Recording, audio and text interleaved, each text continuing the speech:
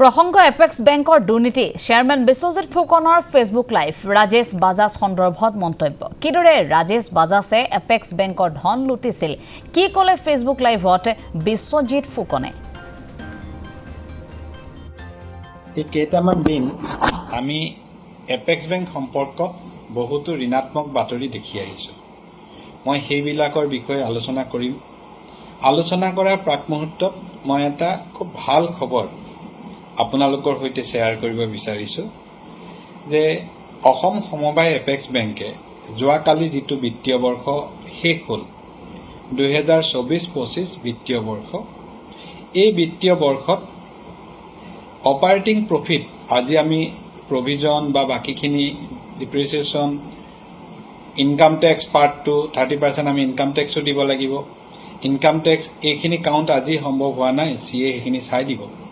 কিন্তু operating profit যিটো এই প্ৰফিটটো আমাৰ এই বছৰ সৰ্বকালৰ সৰ্বাধিক প্ৰফিট আমি লাভ কৰিছোঁ এই বছৰ অসম সমবায় এপেক্স বেংকে 70 কোটি 95 লাখ টকা অপাৰেটিং প্ৰফিট লাভ কৰিছে এইটো হ'ল ৰাজেশ বাজাজ এই ৰাজেশ বাজাজ নামৰ ব্যক্তিজন যাক মই কওঁ যে অসমীয়া জাতিৰে শত্ৰু এই ৰাজেশ বাজাজনো আচলতে কোন ৰাজেশ বাজাজে এপেক্স বেংকত এটা একাউণ্টত তেওঁ ডিমাণ্ড বিল পাৰ্চেছৰ জৰিয়তে ডিবিপিৰ জৰিয়তে পইচা উলিয়াই লৈ গৈছিল প্ৰায় 20 কোটিৰ আশে-পাশে পইচা আচলতে ডিমাণ্ড বিল পাৰ্চেছ এই কথাটো মই বিশেষ ধৰণে জনাই নাছিলোঁ আমাৰ লগত এই কথাটো কেতিয়াও জড়িতই নাছিল 2015 চনৰ পৰা ৰিজাৰ্ভ বেংকে ডিমাণ্ড বিল পাৰ্চেছ বন্ধ কৰি দিছিল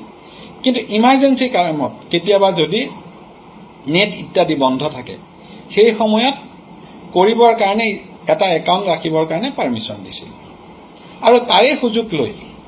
ৰাজেশ বাজাজে বেংকৰ পৰা পইচাটো লৈ গ'ল বাতৰিটো প্ৰকাশ পালে বেংকৰ বিষয়া মোক জনালে যে এনেকৈ এটা বাতৰি ওলাইছে মই লগে লগে বাতৰিটো চালোঁ মোৰ প্ৰচণ্ড খং উঠিল আৰু মই যেতিয়া এই বিষয়টোলৈ যথেষ্ট ৰিয়েক্ট কৰিলোঁ লগে লগে বেংকৰ মেনেজিং ডিৰেক্টৰক ইনষ্ট্ৰাকশ্যন দিলোঁ মেইল কৰি যে ইয়াৰ এটা এনকুৱাৰী হ'ব লাগে আৰু এনকুৱাৰী ৰিপৰ্ট মোক দিব লাগে মই লগে লগে তদন্ত দিলোঁ প্ৰচুৰ হেঁচা দিলোঁ পইচাটো আনিবৰ কাৰণে আৰু তদন্ত আৰু হেঁচা দিয়াৰ পাছত কিছু পইচা আহিল যদিও আমাৰ এই পইচাখিনি কিন্তু ঘূৰি নাহিল এতিয়া যেতিয়া ডাইৰেক্ট ডিমাণ্ড বিল পাৰ্চেছৰ প্ৰক্ৰিয়াটো মই চালোঁ মই আচৰিত হ'লোঁ আজি লুৰিণজ্যোতি গগৈ ডাঙৰীয়াই সিদিনা বেংকৰ বিৰুদ্ধে ধৰ্ণা দিবলৈ আহিছে নিজে অহা নাই তেওঁৰ দলৰ সতীৰ্থক পতাইছে কিন্তু তেওঁৰ একাউণ্টত তেওঁ যি সময়ত ছাত্ৰ সন্থাত আছিল ছাত্ৰ সন্থাত ডিমাণ্ড বিল পাৰ্চেছ কৰি লুৰিণজ্যোতি গগৈ ডাঙৰীয়াই এপেক্স বেংকৰ পৰা কমেও 40 বাৰ নিয়ম বহিৰ্ভূতভাৱে পইচা উলিয়াই লৈ গৈছে সেই কামটোৱে তেওঁ কৰিছে লুৰিণজ্যোতি গগৈ ডাঙৰীয়াই নিজে বেংকৰ ডিমাণ্ড বিল পাৰ্চেছ কৰি তাৰ পৰা পইচা উলিয়াই লৈ গৈছে বেংকৰ বিষয়া কৰ্মচাৰীৰ সৈতে লগ হৈ যিটো কথা আমি গম পোৱা নাছিলোঁ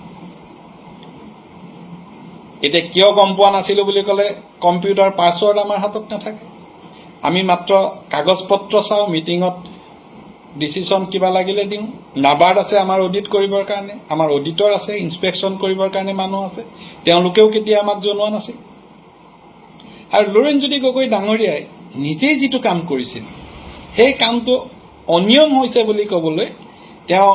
মানুহ নি ধৰ্ণা দিছিল এপেক্স বেংকত কোনো দুৰ্নীতি হোৱা নাই এপেক্স বেংকত অনিয়ম হৈছে কোনো লোনত নহয় প্ৰচলিত ছিষ্টেমক তেওঁলোকে ছিষ্টেমৰ মাজেৰে ৰাজেশ বাজাজ আৰু সেই সময় বেংকৰ কেইজনমান কৰ্মচাৰীয়ে পইচা উলিয়াই নিছে সেই পইচা যিকোনো উপায়েৰে ঘূৰাই আনিব লাগে তাৰ বাবে মই যিহেতু বিষয়টো ইডিৰ হাতত আছে মই আশা কৰিম ইডিয়ে দোষী ব্যক্তিৰ সম্পত্তি বাজেয়াপ্ত কৰি হ'লেও ৰাইজৰ ধনৰ পইচা ঘূৰাই দিব আৰু অসমৰ মানুহে প্ৰকৃত সত্য নিশ্চয়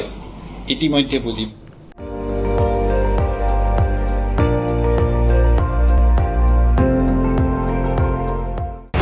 আপুনি চাই আছে ND24 সৰ্বশ্ৰেষ্ঠ নহয় সৰ্বোত্তমৰ দৌৰ